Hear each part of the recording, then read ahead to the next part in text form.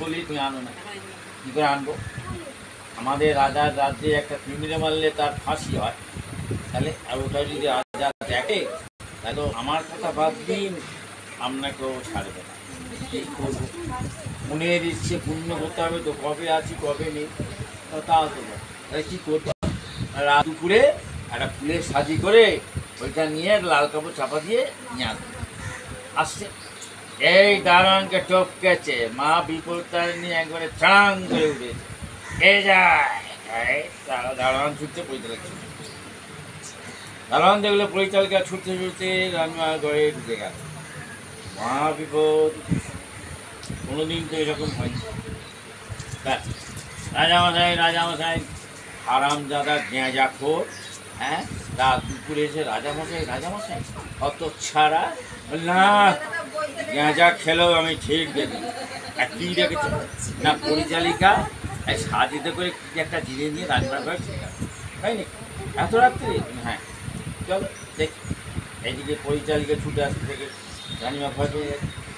কী হলো আর কী হলো, যা আবার হলো, তাই নাকি?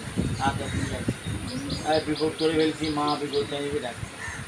এক মনে জয় মা বিপত্তারিণী, না জেনে অন্যায় করে ফেলেছি, আমার কথা বাদ দাও, একে তো রাজা ছাড়বে না, তাহলে আমাদের দুজনের প্রাণ তোমার হাতে নির্ভর করছে।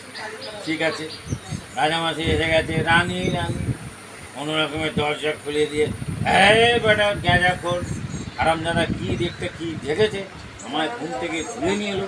না রাজামশাই, কালকে বিপত্তারিণী তো আমার একদম খেয়াল ছিল না, ওই জন্যে 13টা জবা ফুল 13টা ফল, তাই না? আমার বাগানে এত ফুল ফল, হঠাৎ মনে হলো তো, ও আচ্ছা ঠিক আছে, এই স্মৃতি যখন দেখেই যাই। রানিমা বললো দারোয়ানকে ওইকে সাজিতে চাই। এ বাপরে, এক মনে মা বিপত্তারিণীকে ডাকছে, জয় মা বিপত্তারিণী তুমি রক্ষা করো। রাজামশাই দারোয়ানের লাল কাপড় ছড়া দিয়ে দেখলেন 13টা ফুল 13টা ফল। রাজামশাই বল আচ্ছা ঠিক আছে।